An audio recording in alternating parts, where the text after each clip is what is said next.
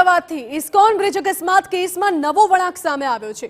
મુખ્ય આરોપી તથ્ય પટેલે જામીન અરજી પરત ખેંચી લીધી છે। જી હા, ગુજરાત હાઈકોર્ટમાં કરાયેલી જામીન અરજી તથ્ય પટેલે પરત ખેંચી છે। તમામ દલીલો પૂર્ણ થયા બાદ આજે હાઈકોર્ટ આપવાની હતી ચુકાદો અને હાઈકોર્ટના ચુકાદા પહેલા જામીન અરજી પરત ખેંચી લેવાઈ છે। તથ્ય પટેલને હજુ પણ જેલમાં જ રહેવું પડશે। વધુ જાણકારી આપી રહ્યા છે સંવાદદાતા રોનક પટેલ। રોનક, શું છે વધુ વિગતો?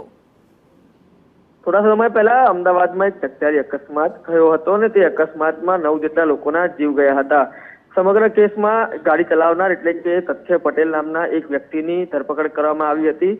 સમયાંતરે અત્યારે જે કોર્ટ કાર્યવાહી ચાલી રહી છે તેમાં ગ્રામ્ય સેશન્સ કોર્ટ હોય કે પછી ગુજરાત હાઈકોર્ટ હોય, જુદી જુદી અરજીઓ મુખ્ય આરોપી દ્વારા કરવામાં આવી હતી। તે દરમિયાન જે ગુજરાત હાઈકોર્ટમાં જામીન અરજી કરવામાં આવી હતી તે જામીન અરજી ઉપર થોડા દિવસ અગાઉ જે તમામ પક્ષોની દલીલો છે તે પૂર્ણ થઈ હતી।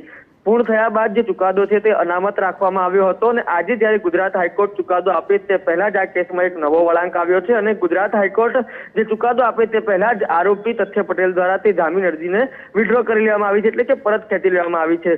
એક તરફ ડિસ્ચાર્જ અરજીની સાથે સાથે જે બેલ એપ્લિકેશન કરવામાં આવી હતી અને તેના પર આર્ગ્યુમેન્ટ છે તે કન્ક્લુડ થયા હતા અને હાઈકોર્ટ જે છે જજમેન્ટ આપે તે પહેલા જ આ પ્રકારે જે જામીન અરજી છે તે પરત ખેંચી લેવામાં આવી છે, એટલે કે આગામી દિવસોમાં પણ તથ્ય પટેલને હજી જેલમાં જ રહેવું પડશે। એક તરફ જે ગ્રામ્ય કોર્ટ છે તેમાં જે ટ્રાયલ છે તે અત્યારે ચાલી રહી છે અને તે દરમિયાન આ પ્રકારે ગુજરાત હાઈકોર્ટમાંથી જે જામીન અરજી પરત ખેંચતા હવે જે કહી શકાય ક્યાંક ને ક્યાંક ટ્રાયલ છે તેમાં પણ એક ઝડપ આવશે।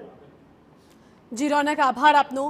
એટલે હાઈકોર્ટ ચુકાદો આપે તે પહેલા જામીન અરજી પરત ખેંચી લેવાઈ છે તથ્ય પટેલ દ્વારા અને હજુ પણ આગામી દિવસોમાં તથ્ય પટેલે જેલમાં જ રહેવું પડશે।